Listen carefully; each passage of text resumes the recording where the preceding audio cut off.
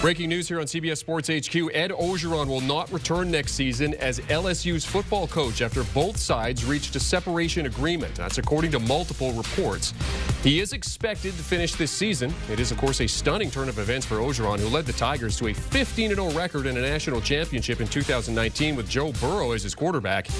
Without most of that title-winning team, Coach O went 5-5 in the pandemic-shortened season in 2020, and he's 4-3 this season after upsetting Florida yesterday. As you take a look at his full record under Orgeron, LSU's expected to pay his entire buyout, which is over $17 million, and then pursue a new head coach.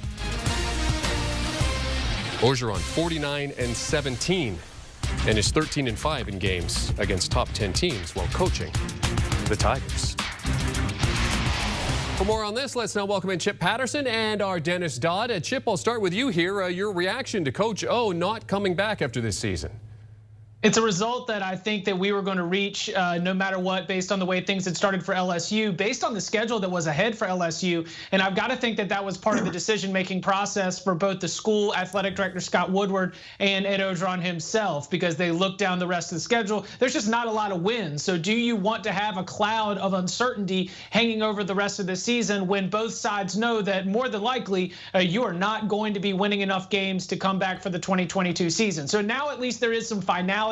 Now at least the coaching staff and the locker room can just move forward and try to keep the main thing, take it 1 week at a time and make the most out of what is left in the 2021 season. So the fact that he's going to stay on is not all that surprising. I will point out that Scott Woodward, the athletic director at LSU, did the same thing when he was the athletic director at Washington. He just stepped into that job. Tyrone Willingham had a team that was struggling. They also reached a similar agreement that would keep Willingham on for the rest of the season, and then they would go on to hire Steve Sarkisian, actually. So a lot to break down in terms of what's next for LSU, but not a surprise at all that we have reached this point where we know that Coach O will not be back for 2022 at LSU.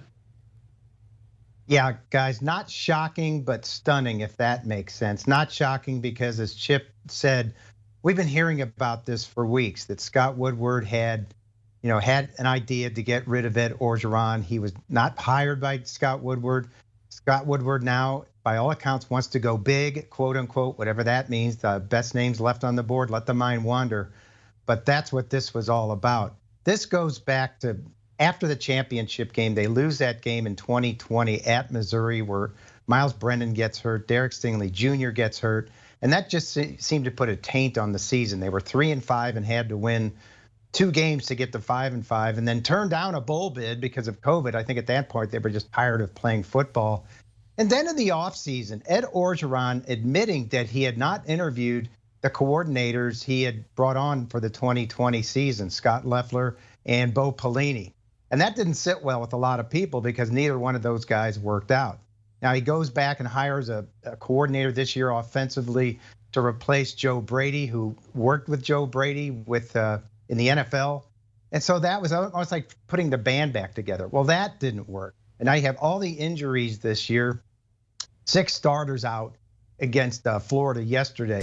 But stunning in the way that 21 months ago, guys, LSU put together what a lot of us thought was the best season ever in the history of college football. Alabama will disagree on that from last year, but that's a discussion point.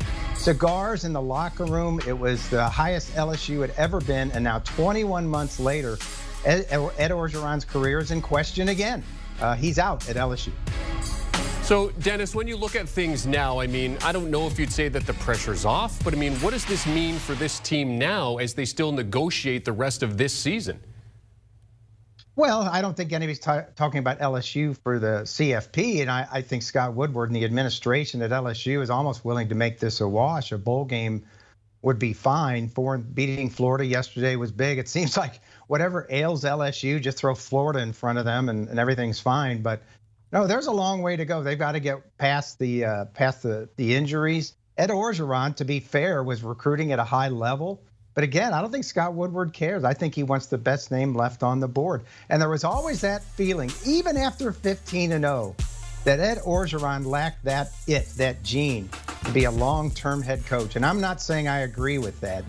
The way he was treated, at USC when he went 6-2 as an interim was reprehensible. You cannot take away what he did at LSU, but I think there were always doubters at LSU. So the rest of the season is going to be coaching search first. And what did the Tigers do this weekend second?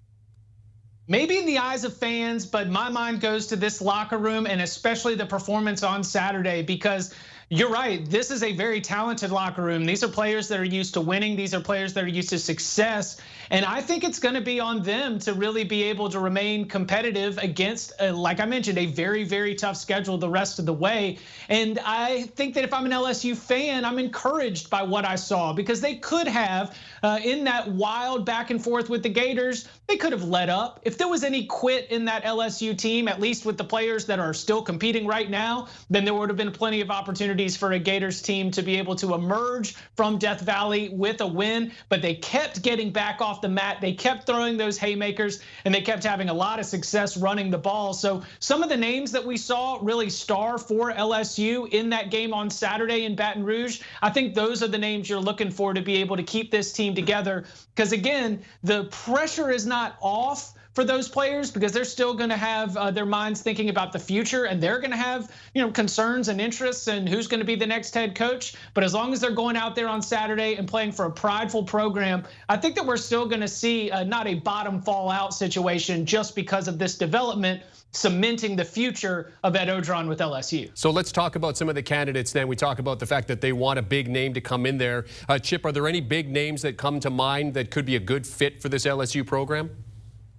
Yes, James Franklin at Penn State is now yet another candidate that is out here in this rose ceremony of a coaching carousel. And LSU now stands opposite USC as two jobs that I consider top 10 jobs in America. And a James Franklin or anybody else in the country who fancies themselves one of the top available coaches that would be open-minded to those conversations, they might have their discussions. At USC, it's a private institution, and you've got a little bit of a different support system around that program, different history. At LSU, you've got a lot of passion and you've got a lot of built-in infrastructure that can get up and go, not to mention a talent base in the state of Louisiana that you can control. Very, very different jobs, but they're both top 10 jobs. And so for a James Franklin, for a Mel Tucker, for anybody else who might be on that list to take a step up and get a crack at a top 10 job, they are going to have their choice of lining up between LSU and USC.